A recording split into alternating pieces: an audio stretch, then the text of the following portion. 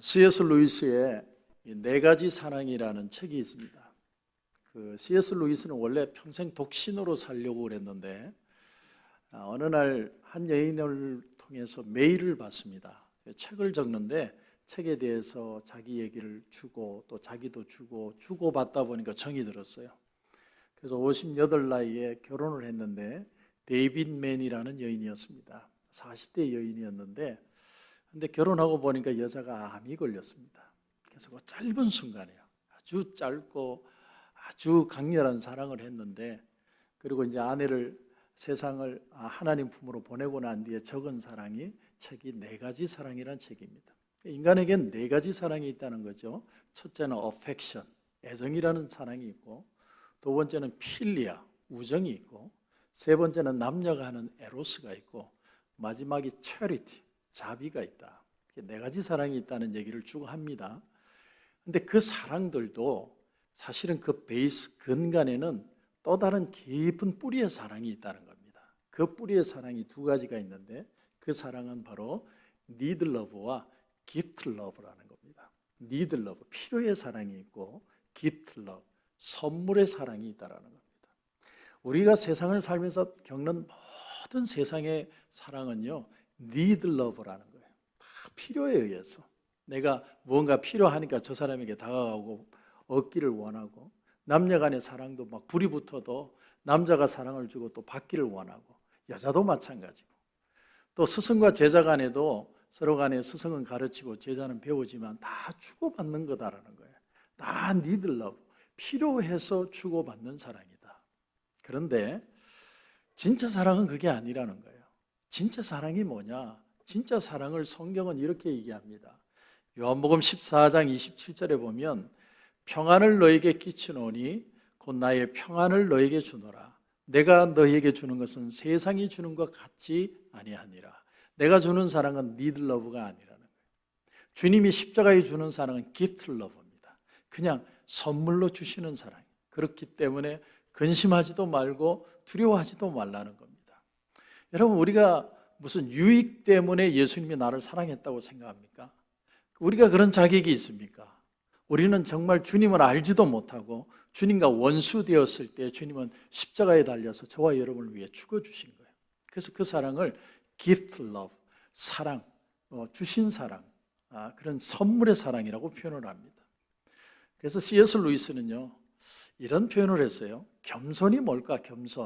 겸손이라는 건 우리가 나는 못해요, 나는 어떤 것도 못해요, 전혀 못해요, 자기 숨기는 게 겸손이 아니고, 겸손이라는 건 나를 덜 생각하는 것이 겸손이다, 이렇게 표현했어요. 여러분, 내 생각이 흐려지는 게 겸손이라는 거예요. 그럼 반대로 교만은 뭐냐? 교만은 내 생각만 하는 게 교만이라는 거예요. 여러분, 정말로 내가 이걸 해야 되는데 못하고 있고, 내가 얻고 싶은데 못 얻고, 또 내 맘도 몰라주고, 내가 상처받은 것 같고, 그게 다 교만이라는 거예요. 진짜 겸손해지면 내가 사라지는 것이다. 그 사라졌을 때 나오는 사랑이 gift love, 이 선물 사랑이다, 이렇게 표현을 합니다. 이 다니엘서가 언제 적어졌을까? 많은 학자들이 추정을 하는데, 바벨론이 예루살렘을 쳐들어온 때가 BC 605년입니다. 그때 포로로 많은 사람이 잡혀가는데, 그때 잡혀간 사람이 다니엘과 세 친구를 포함한 많은 사람들이에요. 3차의 공격을 받고 완전히 예루살렘이 무너지는데, 그 잡혀가는 사람들 정말 얼마나 처참합니까? 전혀 알지 못하는 낯선 땅에 첫 발을 디디고 다 두려워하는데, 그 두려워하는 자기 백성들에게 위로와 사랑을 주기 위해서 적은 책이 바로 다니엘서라는 거예요. 그러면 다니엘서는 모든 글은요, 그게 관점이 있습니다. 어떤 내용을 가지고, 주제를 가지고 글을 적느냐? 다니엘은 이 한 가지 주제를 가지고 적었다는 거예요. 다니엘서 1장 2절입니다. 주께서 유다왕 여호야김과 하나님의 전 그릇 얼마를 그의 손에 넘기심에 그가 그것을 가지고 시날 땅 자기 신들의 신전에 가져가서 그 신들의 보물 창고에 두었더라. 하나님이 이스라엘을요, 이방에 넘기셨다 없다 이렇게 표현합니다. 그러니까 바빌론 왕이 역사의 주인이 아니고 전쟁 중에도 포로된 상황에도 억울함 속에도 여전히 하나님이 역사의 주인이라는 거예요. 여러분, 하나님이 뺏기신 게 아니고 허락하신 것이다라는 거예요. 이 세상에 나 혼자만 살고 나만 떨어져 있고 나만 죽을 고생하다가 세상 떠나는 게 아니라 하나님이 우리와 함께하고 계시고 아무리 세상이 칠흑 같아도 하나님이 진 게 아니라는 거예요. 그래서 사자굴 속에 들어가도 안 죽고 사자밥이 안 되고 풀무불 속에 들어가도 안 타고 산의 진미를 먹지 않아도 그들보다 얼굴이 좋은 그 이유가 뭐냐? 하나님이 이 세상 모든 역사의 주인이시기 때문에 그렇다는 거예요. 여러분, 요즘을 가리켜서 교회 순환 시대라고 그럽니다. 많은 교회가 문을 닫고 있고요, 많은 성도들이 교회를 떠납니다. 그래서 가난한 교인이라는 말이 나왔죠. 거꾸로 하면 안 나가는 교인들. 여러분, 사회 정의, 옳은 일을 한다고 스님이나 신부님이 나와서 얘기하면 다른 사람은 아무 말 안 합니다. 참 대단한 일을 한다고 그러는데 목사님이 나와서 뭐 좋은 일 하겠다 그러면 난리가 납니다. 무슨 뭐 죽을 죄 진 것처럼 막 그렇게 얘기를 합니다. 우리의 죄로, 우리의 연약함으로 그런 것도 있겠지만 정말 안타까운 마음이 있어요. 그런데 여러분, 역으로 생각해 보면 이런 참 기독교가 오해를 받고 억울함을 당하고 있는 이때가 오히려 우리가 거룩하고 순수해지고 순결해지는 시간이라고 여러분 생각하지 않습니까? 다니엘과 그 세 친구가 정말 칠흑 같은 그런 어둠 속에 있는 바벨론 땅에 잡혀갔지만 담대하게 믿음을 지켜냈다면 우리 또한 아무리 세상이 칠흑 같은 어려움이 있어도 믿음 안에서 하나님의 영광을 드러낼 수 있을 것이다. 뭐 때문에? 이유는 하나라는 거예요. 이 세상의 역사는 하나님이 주관하시기 때문에. 이게 다니엘서의 답이에요. 다니엘서의 주제는 뭐냐면 다니엘과 세 친구가 얼마나 믿음이 좋았느냐가 주제가 아니라 다니엘서의 주제는 하나님의 신실하심, 이게 주제예요. 하나님은 영원하시고 변함이 없으시고 그분의 약속을 이루시는 분이시다.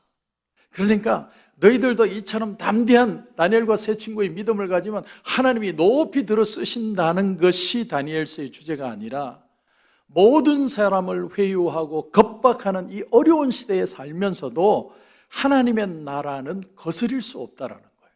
하나님의 나라는 반드시 이루어지는 것이다. 그래서 주님을 바라볼 수 있느냐 하는 거예요. 노진준 목사님이라는 분의 다니엘서라는 책이 있습니다. 그 책에 보면 이런 스토리를 들려주십니다. 지금으로부터 한 10여 년 전쯤에 한 자매로부터 연락이 왔대요. 그 거식증으로 정신병원에서 있는 자매인데 목사님에게 일면식도 없는데 연락이 온 거예요. 꼭 만나고 싶다고. 그래서 이 노진준 목사님이 가서 2시간을 그 자매에게 얘기를 들어줬답니다. 이 자매는 어릴 때부터 피아노를 쳤고요, 대학도 피아노를 전공을 했어요. 대학을 졸업하면서 피아노 말고 또 좋은 건 없을까 하다가 생물학에 관심을 가지고 생물학을 공부하기 위해서 대학원을 가는데 공부에 재미도 있고 실력도 드러나고, 그래서 잔스 홉킨스 대학의 대학원의 학생이었답니다. 근데 갑자기 어느 날 온몸이 아픈 거예요. 머리끝에서 발끝까지 안 아픈 데가 없고 너무 아프니까 밤에 잠을 못 자는 거예요. 그 자매가 꼭 목사님에게 질문하고 싶은 게 한 가지가 있다면서 질문한 게 뭐냐면, 목사님, 왜 하나님은 나에게 이런 고통을 주십니까?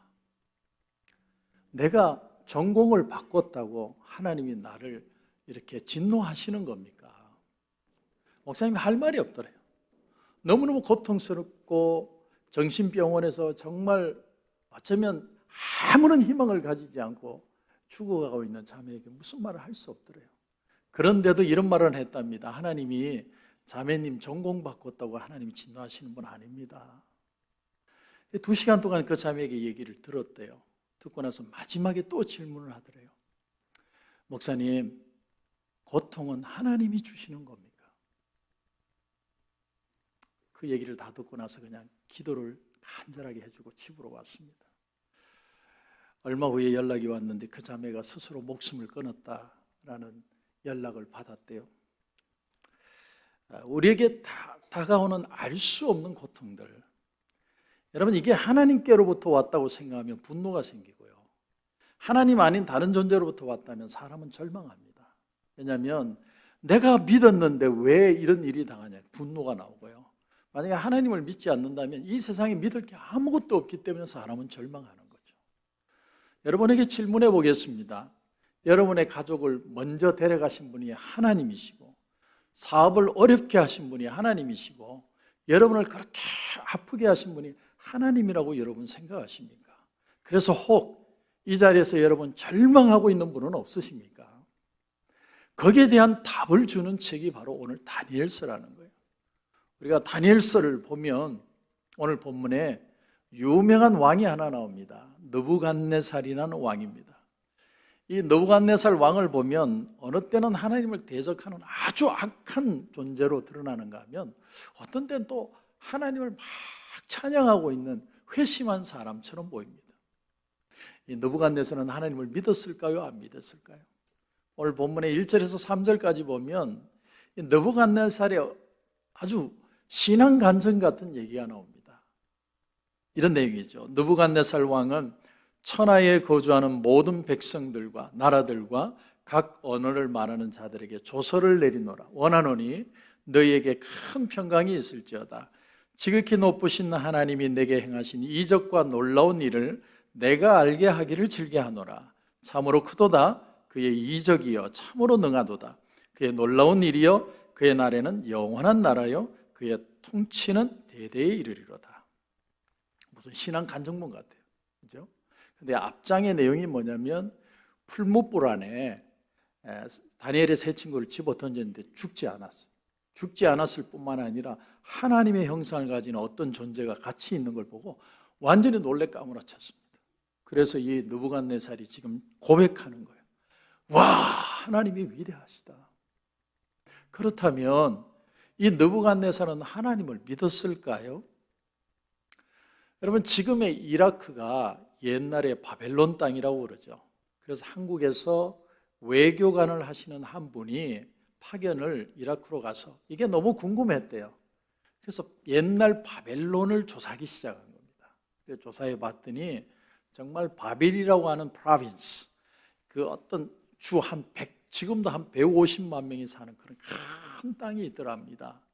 그리고 나서 옛날에 바벨론이라는 추정이 되는 그 땅에서 놀라운 소식을 듣게 되었대요. 고고학자들이 연구를 해보니까 여러분, 이라크가 석유 산유국이죠. 석유가 나온단 말이에요. 그런데 풀무불이 얼마나 뜨거우면 사람이 타 죽냐. 여러분, 광야에 나무들 나무짝 그냥 태운다고 그렇게 뜨겁게 될 수 있느냐. 그러면서 고고학자들이 추정하는 게 뭐냐면 옛날에 이 땅은 석유 유전이 흐르던 땅이었을 것이다. 그래서 그 석유를 가지고 무슨 차 가스를 하는 그런 건 아니었겠지만 그들은 아마 석유 유전의 그 석유를 가지고 불을 때웠을 것이다. 그래서 그 풀무불 구덩이라는 것은 이 엄청난 석유 유정을 석유를 태웠을 것이다. 그런데 석유를 평소보다 7배나 태우니까 거기에 있던 강한 가스와 열기가 나와서 그냥 그 당시에 바벨론 군사는 다 죽었다는 거예요. 그런데 이 세 사람, 다니엘 친구 세 사람은 걸리지도 않고 석유 냄새도 안 나오고 완전히 완벽한 모습으로 나오는 모습을 보고 느부갓네살이 무릎을 꿇었다는 거죠. 그러면서 오늘 신앙 고백을 하는 거예요. 그렇다면 느부갓네살은 하나님을 믿었을까요? 정말 믿는 사람이었을까요? 조금 더 보시면 4절에 이런 말씀이 나옵니다. 나 느부갓네살이 내 집에 편히 있으며 내 궁에서 평강할 때에 한 꿈을 꾸고, 꿈을 꿨습니다. 처음 꿈을 꾼 게 뭐죠? 여러분, 우리가 유명한 느부갓네살의 꿈이 뭡니까? 큰 신상에 대한 꿈이죠. 다니엘이 그 꿈을 풀어줍니다. 뜨인 돌이 나와서 그냥 때려가지고 박살이 나는 그 꿈을 풀어준 지 오랜 세월이 흘러서 느부갓네살이 또 꿈을 꾼 겁니다. 근데 느부갓네살이 내 집에 편히 있으면 내 궁에서 평강할 때에 한 꿈을 꾸고 그로 말미암아 두려워하였으니, 꿈을 꿨는데 너무 두려웠다는 거예요.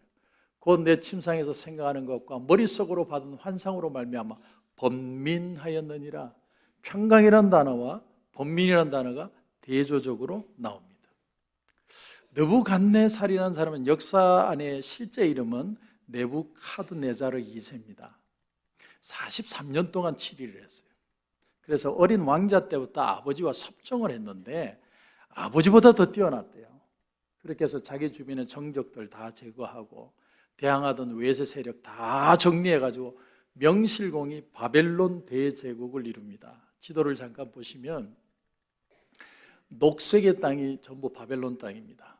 그런데 저쪽 동쪽으로는 엘람과 메대까지 다 점령을 했고요.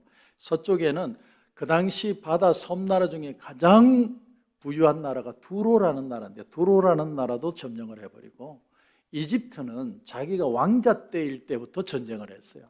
3번을 싸웠는데 마지막 3번째 판에 이집트를 점령을 합니다. 그러니까 저 녹색 지역과 이집트 지역까지 다 그냥 점령을 합니다. 그게 BC 568년입니다. 대단한 사람이죠. 그러니까 지금 이 느부갓네살이라는 사람은 탑 오브 더 탑, 누구도 그 위에 있는 사람이 없어요. 세상에서 가장 강한 인간이 된 겁니다. 도성은 인류 역사상 최대의 작품이라고 그래요. 그 내용들이 실제로 지금 3분의 1이 나왔는데 그것을 가지고 고고학자들이 추정해서 그림을 그려봤습니다. 이런 그림입니다.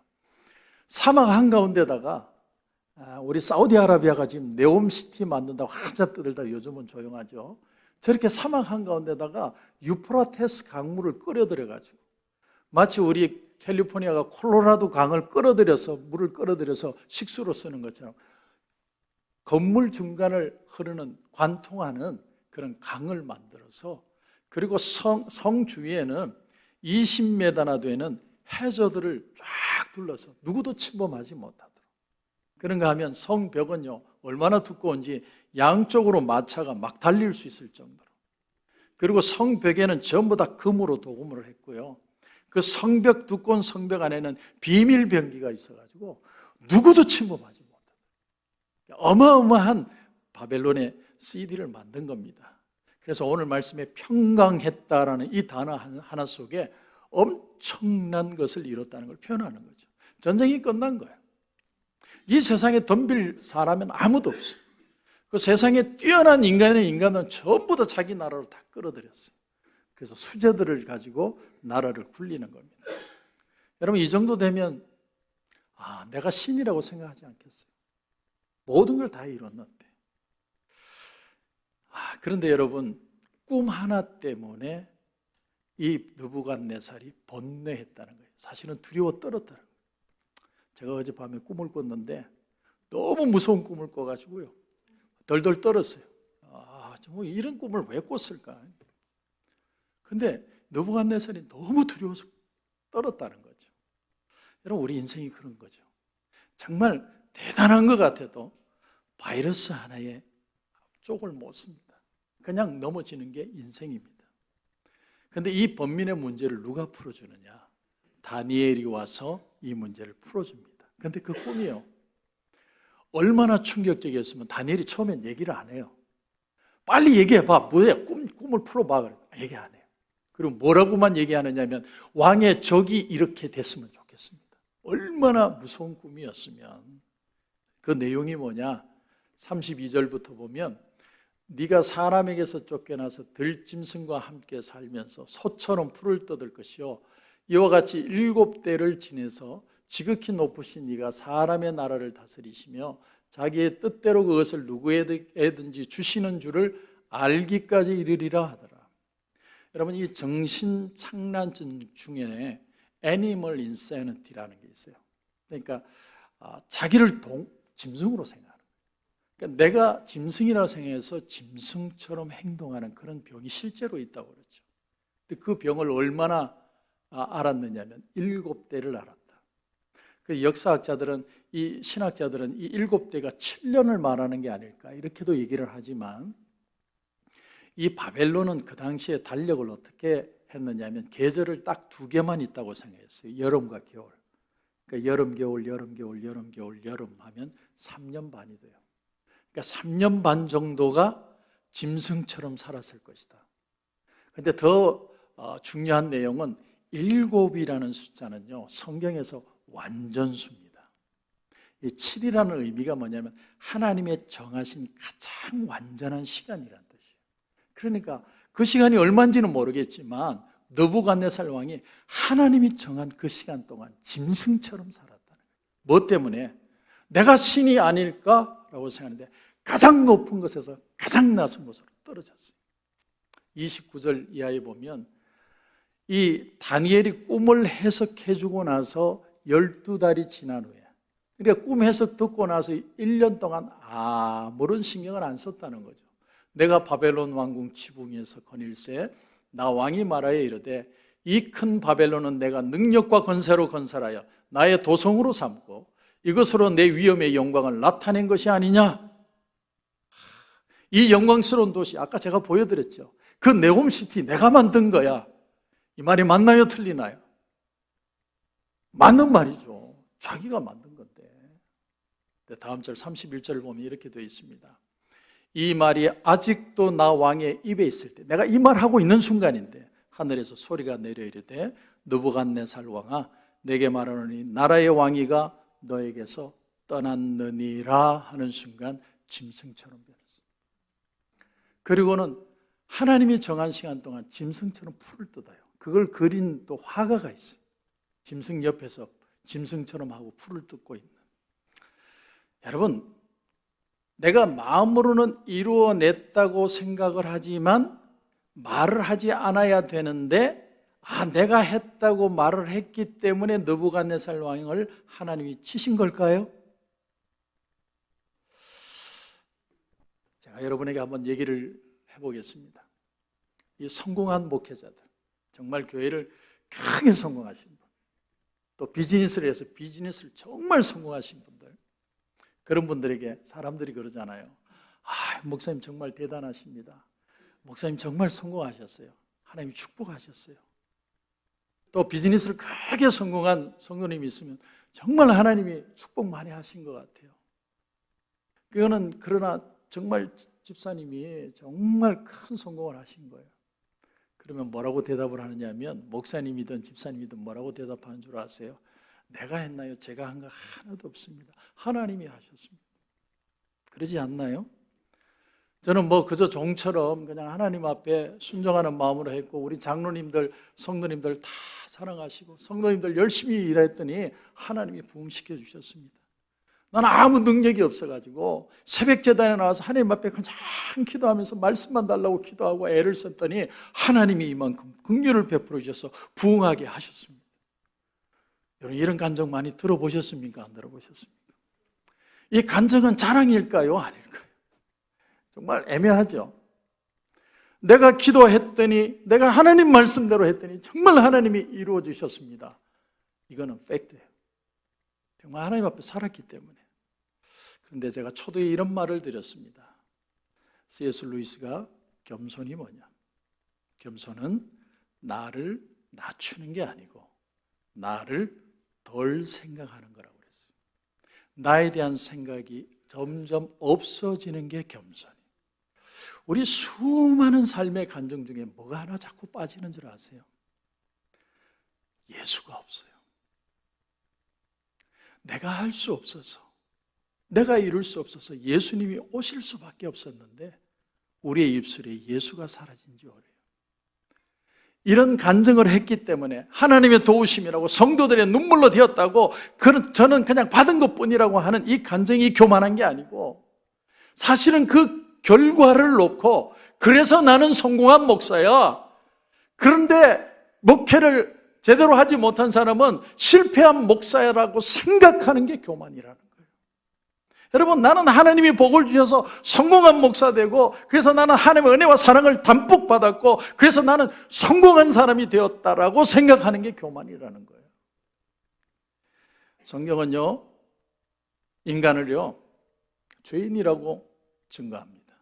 우리가 잘 아는 말씀 로마서 3장 10절에 보면 의인은 없나니 하나도 없다. 다시 말하면 모두가 다 죄인이라는 거예요. 그럼 여러분에게 질문해 볼게요. 죄인이 뭐예요, 죄인? 내가 야동 좀 보고 남의 것 좀 훔쳐먹고 내가 안 할 짓 해야 되는데 좀 사고 좀 치고 그게 죄입니까? 여러분, 성경에서 말하는 인간이 죄인이라는 의미는 그런 의미가 아니에요. 성경이 말하는 인간이 죄인이라는 의미를 말할 때는 인간 스스로 행복할 수 없는 존재라는 게 죄인이에요. 나 스스로 행복을 가질 수 없어요. 그래서 돈을 많이 벌어도 죄인이고 공부를 많이 해도 죄인이고, 반대로 돈이 없어도 죄인이고 억울해도 죄인이에요. 성경은 그렇게 말해요. 그래서 우치무라 간조의 1일 1생이라는 책을 보면 이런 얘기를 합니다. 땅은 인류의 거처라고 하나 그렇지가 않다. 땅은 인류의 묘지이다. 이 세상의 모든 땅덩어리를 묘지라고 표현을 했어요. 그의 거처는 다른 곳에 있다. 손으로 지은 것이 아니요 하늘에 있는 영원한 집이 그에게 있다. 그래서 내 땅을 넓히는 건 뭐라고요? 내 묘지 자리를 넓히는 것이다. 이렇게 표현했어요. 사도행전 3장에 보면 베드로가 요한과 함께 성전으로 올라갑니다. 기도하러. 성전 미문에 한 안전뱅이가 앉아 있어요. 이렇게 얘기를 하죠. 은과 금은 내게 없거니와 내게 있는 것 이것을 내게 주노니 나사렛 예수 그리스도의 이름으로 일어나 걸어라. 여러분, 지금 이 홈리스가 원하는 건요, 동전 한 입이에요. 은과 금을 원하는 게 아니에요. 근데 왜 베드로는 은과 금이라는 표현을 했을까? 우리는요, 베드로에서 그 해답을 찾을 수 있습니다. 여러분, 은과 금 같은 그 소유는 내게 없지만 꼭 주고 싶은 게 있다. 꼭 주고 싶은 거. 그래서 원어로 보면요, 여기에 베드로가 내게 있는 그것, 이것이 강조되는 지시대명사예요. 그래서 투토라는 지시대명사인데 내게 있는 바로 그것, 베드로 속에 있는 바로 그것, 이 세상은 누구도 가지지 않은 정말 중요한 이것을 비교할 때 은과 금으로도 비교할 수 없기 때문에 은과 금은 없다고 표현을 했다는 거예요. 헬라 원문에 보면 그런데 나사렛 예수 그리스도의 이름으로 일어나 걸어라. 원문대로 직역을 하면 어떻게 해야 되냐면 예수 그리스도의 이름 안에서 일어나 걸어라 이렇게 해야 돼요. 여러분, 예수님의 이름으로 일어나는 거하고 예수님의 이름 안에서 일어나는 게 뭐가 틀려요? 여러분, 일어나기 전에, 기적이 일어나기 전에 예수 생명이 내 속에 들어와야 된다는 거예요. 예수님을 내가 모시지 않고 예수님을 영접하지 않고 수많은 일들이 일어나도 아무 가치 없다는 거예요. 오로지 우리에게 영원한 것은 예수 생명밖에 없다는 것이다. 예수 생명 안에 들어가기만 하면, 예수 생명이 내 속에 흘러 들어오기만 하면 아무리 뒤틀린 인생이라도 죽음까지 넘어서 부활하신 예수님이 그에게 생명을 주실 수 있다. 이것이 바로 나사렛 예수 그리스도의 이름 안에서 일어나 걸어라는 하나님의 뜻입니다. 다시 초두에 자살한 자매의 얘기로 돌아가겠습니다. 저도 그 자리에 가면 할 말이 없을 것 같아요. 무슨 말을 하겠어요? 머리끝에서 발끝까지 모든 게 다 아픈데 그 아픔을 누가 알아요? 그러나 정말 인간은 할 수 없지만 생명의 주인이신 예수님이 그 속에 들어올 수 있다면, 우리 인간은 무슨 답도 줄 수 없지만 생명의 주인이신 예수님이 그 속에 주인이 될 수 있다면 어쩌면 그녀로 하여금 소망을 가지고 다시 일어나게 하실 수 있지 않을까? 우리에겐 답이 없어요. 그러나 죽음을 이기시고 부활하신 주님에게는 그 답이 있다라는 거예요. 여러분, 안전뱅이가 일어난 게 기적이 아니에요. 하나님 앞에서 뭐 그런 게 기적이겠습니까? 안전뱅이만 못 일어납니까? 죽은 자도 살려내는데. 정말 기적 중에 기적은 뭐냐면 생명이신 예수 그리스도께서 베드로를 통해서 먼저 안전뱅이에게 찾아오셨고, 찾아온 예수님을 자기 마음을 오픈해서 예수님을 받아들였기 때문에 그 예수님과 함께 일어나서 가장 아름다운 미문을 걸어서 주님과 함께 들어갈 수 있었다는 사실이에요. 그게 축복이에요. 여러분이 잊지 마십시오. 주님의 부활은 하늘에서 이루어진 게 아니에요. 무덤 속에서 일어난 역사가 부활의 역사입니다. 이 세상 어딜 가도 진정한 행복을 찾지 못하는 나 같은 죄인을 위해 예수님이 이 땅에 오신 거예요. 나 같은 사람을 위해. 오늘 37절을 보면 마지막 절이 이렇게 되어 있습니다. 그러므로 지금 나 느부갓네살은 하늘의 왕을 찬양하며 칭송하며 경배한다. 지금까지는 하나님을 믿지 않았어요. 그냥 많은 신들 중에 하나였어요. 근데 내가 7대 동안 짐승처럼 살고 난 뒤에 하나님만이 진짜 신인 것을 내가 고백합니다. 저는 제가 하는 직업상 죽는 분들 앞에 많이 섭니다. 호흡이 코끝에 있을 때 나는 그분을 보고 있어요. 이 세상 무덤으로 끝을 내는 사람이 있고 죽음 너머에 하나님 나라를 보는 사람이 있어요. 다니엘서의 주제는 딱 하나의 메시아. 이 세상에 무슨 다니엘도 아니고 느부갓네살도 아니고 다니엘 세 친구도 아니고 메시아가 주인공이에요. 예수님이 오신다는 거예요. 아무리 칠흑같이 어두운 이 세상 속에도, 아무리 기독교인들이 전부 다 욕을 먹고 있어도 예수님은 우리 가운데 오세요. 죽음을 이기시고 죽음을 넘어서고 이 세상이 아니라 이 세상 너머에 영원한 하나님 나라를 주시기 위해서 저와 여러분 가운데 오고 계십니다. 예수님을 내 안에 모시지 않으면 예수 믿는 거 아무 의미 없어요. 얼마나 열심히 일하고 얼마나 믿음으로 내가 하나님께 영광 돌리냐, 그게 중요한 게 아니에요. 아멘. 주 예수의 오시옵소서. 예수님 아니면 내 생은 가치가 없습니다. 저는 여러분이 그 주님을 만나길 바랍니다. 주님만 만나면 어떤 상황 가운데도 우리는 이겨낼 수 있습니다. 왜냐하면 이 역사의 주인은 바로 하나님이십니다. 그 믿음으로 승리하는 저와 여러분이 되시길 주님의 이름으로 축원합니다.